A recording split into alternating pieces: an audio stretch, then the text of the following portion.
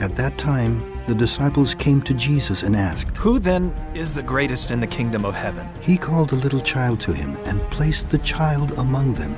And he said, Truly I tell you, unless you change and become like little children, you will never enter the kingdom of heaven.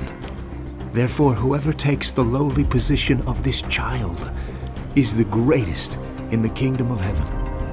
And whoever welcomes one such child in my name welcomes me.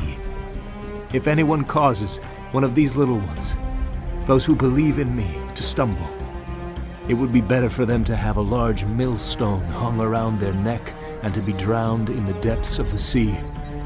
Woe to the world because of the things that cause people to stumble. Such things must come. But woe to the person through whom they come.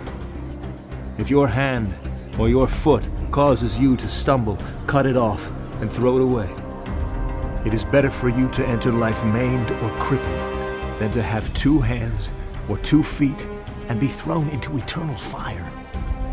And if your eye causes you to stumble, gouge it out and throw it away. It is better for you to enter life with 1 eye than to have 2 eyes and be thrown into the fire of hell. See that you do not despise one of these little ones.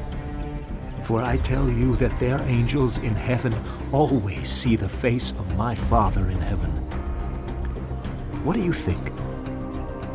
If a man owns 100 sheep, and one of them wanders away, will he not leave the 99 on the hills and go to look for the one that wandered off? And if he finds it, truly I tell you, he is happier about that one sheep than about the 99 that did not wander off. In the same way, your Father in heaven is not willing that any of these little ones should perish.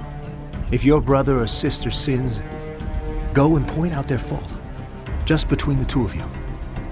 If they listen to you, you have won them over. But if they will not listen, take 1 or 2 others along, so that every matter may be established by the testimony of 2 or 3 witnesses. If they still refuse to listen, tell it to the church. And if they refuse to listen even to the church, treat them as you would a pagan or a tax collector. Truly I tell you, whatever you bind on earth will be bound in heaven, and whatever you loose on earth will be loosed in heaven. Again, truly I tell you that if 2 of you on earth agree about anything they ask for, it will be done for them by my Father in heaven. For where 2 or 3 gather in my name, there am I with them. Then Peter came to Jesus and asked, Lord, how many times shall I forgive my brother or sister who sins against me? Up to 7 times? Jesus answered, I tell you, not 7 times, but 77 times. Therefore the kingdom of heaven is like a king who wanted to settle accounts with his servants. As he began the settlement, a man who owed him 10,000 bags of gold was brought to him. Since he was not able to pay, the master was ordered that he and his wife and his children and all that he had be sold to repay the debt. At this, the servant fell on his knees before him. Be patient with me, he begged, and I will pay back everything. The servant's master took pity on him, canceled the debt, and let him go. But when that servant went out, he found one of his fellow servants who owed him 100 silver coins. He grabbed him and began to choke him. Pay back what you owe me, he demanded.